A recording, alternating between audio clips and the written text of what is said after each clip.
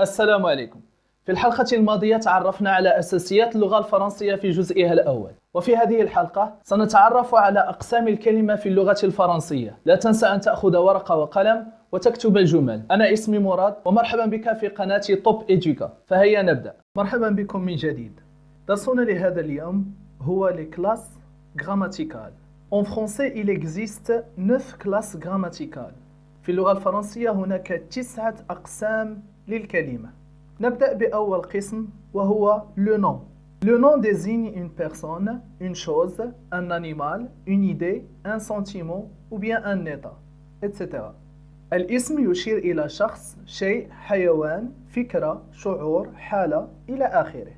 وينقسم إلى قسمين: le nom propre et le nom commun.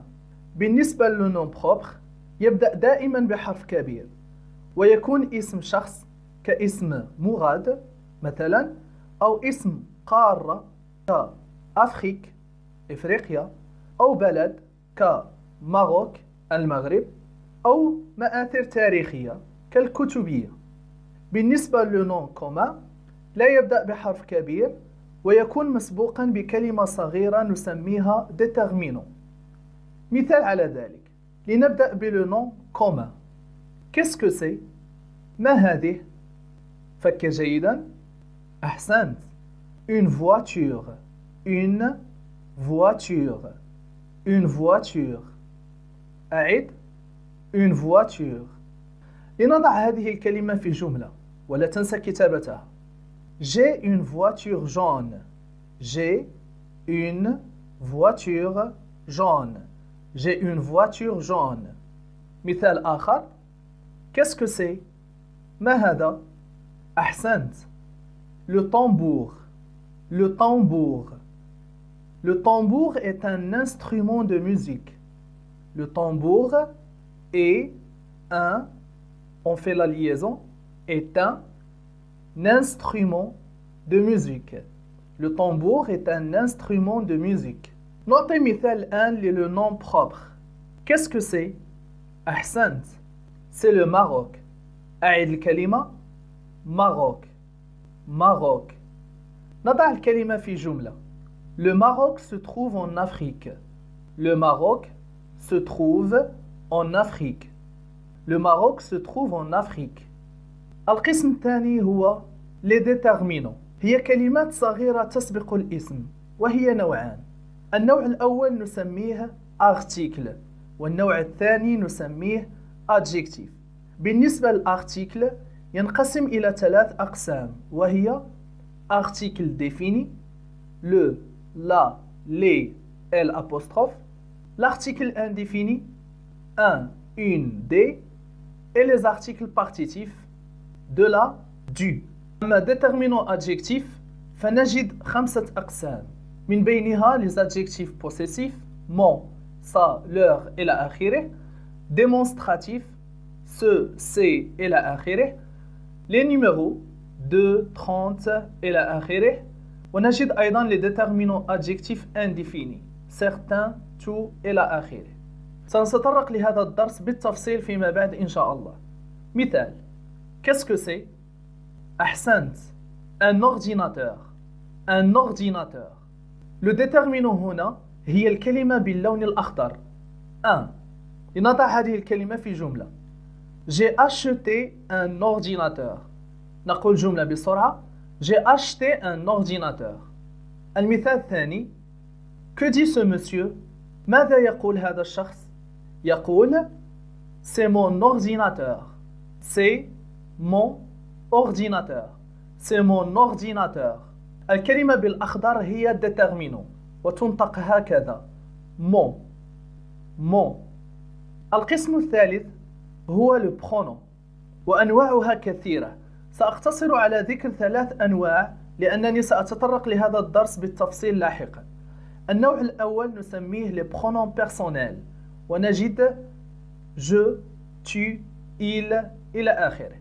النوع الثاني يسمى les pronoms démonstratifs ونجد ce, celui إلى آخره. النوع الثالث les pronoms indéfinis ونجد certains, autres إلى آخره. مثال: Que fait ce garçon? ماذا يفعل هذا الولد؟ أحسنت. Il mange une pomme. Il mange une pomme. Il mange une pomme. الكلمة باللون الأخضر نسميها pronom personnel. القسم الرابع هو le verbe وينقسم إلى 3 مجموعات. Les verbes du premier groupe أي أفعال المجموعة الأولى وتنتهي هذه الأفعال ب A. ER هنا تنطق A ما عدا فعل aller الذي ينتمي للمجموعة الثالثة. أمثلة على ذلك نجد le verbe parler, manger, tourner, deviner إلى آخره. Les verbes du deuxième groupe أفعال المجموعة الثانية وتنتهي هذه الأفعال ب IR ك finir, franchir, haïr, bâtir. وبطبيعة الحال ليس كل الأفعال التي تنتهي ب IR تنتمي لهذه المجموعة. ننتقل إلى المجموعة الثالثة وكل فعل في هذه المجموعة يختلف عن الآخر. نجد مثلا vendre, ouvrir, partir, vouloir إلى آخره. وسنعرف مجموعة من الأمور الخاصة بهذا القسم عندما نبدأ بدراسة la conjugaison.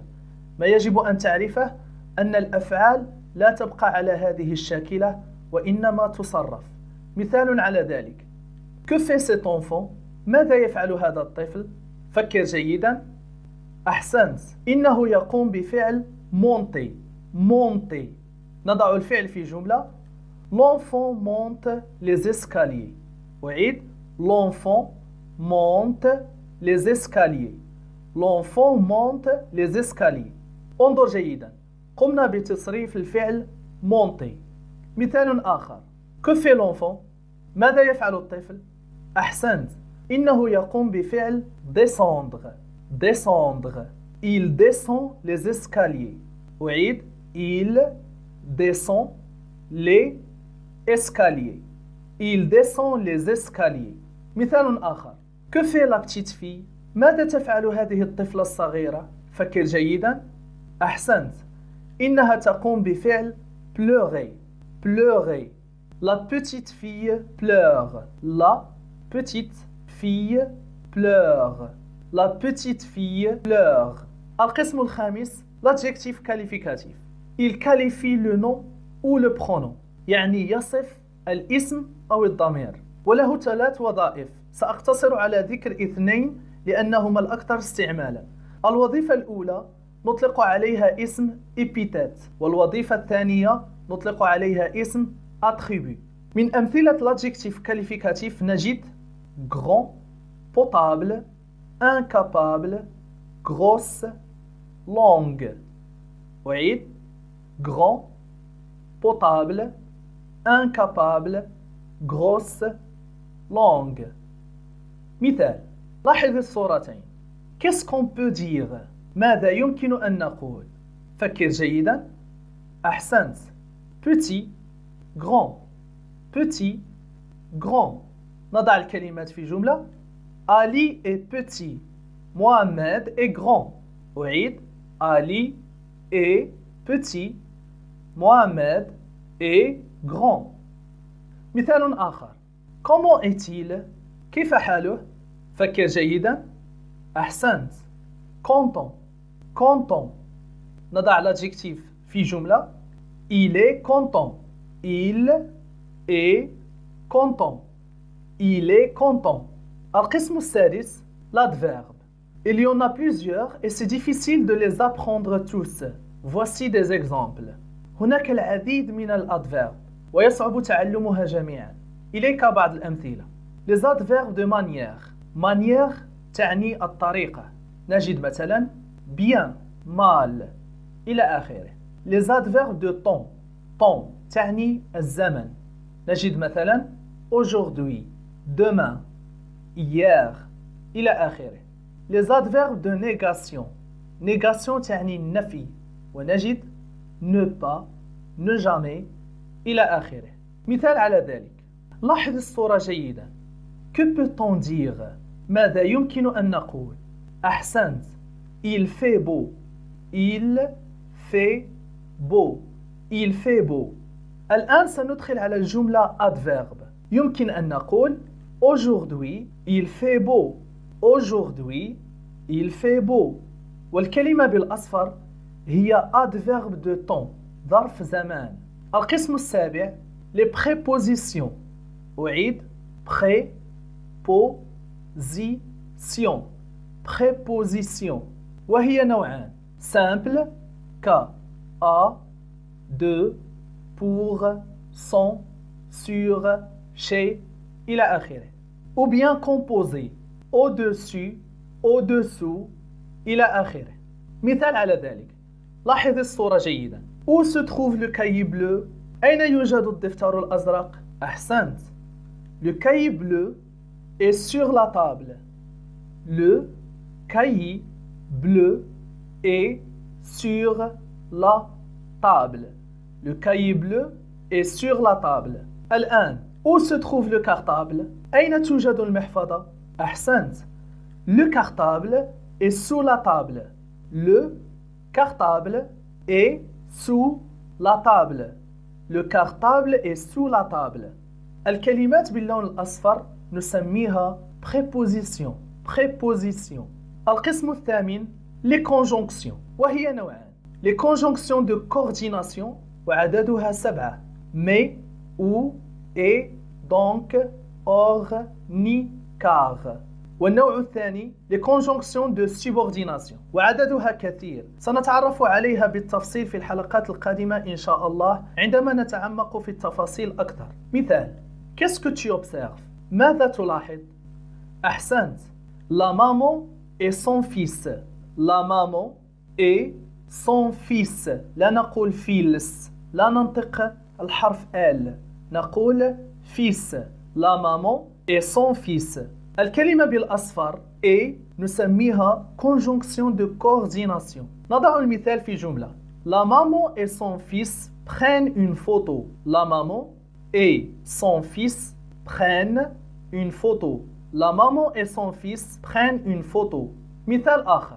Je pense donc j'existe. Je pense donc j'existe. Existe. Je pense donc j'existe.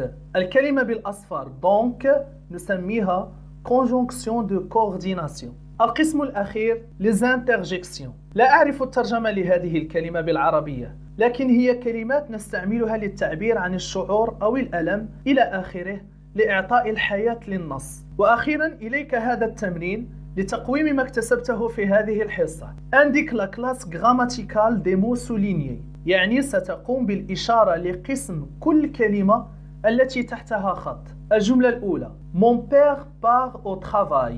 الجملة الثانية Ils ont fait beaucoup de bruit. الجملة الثالثة Mon petit frère n'a pas fait ses devoirs. الجملة الرابعة Demain je voyagerai à Marrakech avec mes parents. لديك في المجموع 10 كلمات. وفي الختام لا تنسى مشاركة جوابك في التعليقات. دمتم في رعاية الله وإلى اللقاء.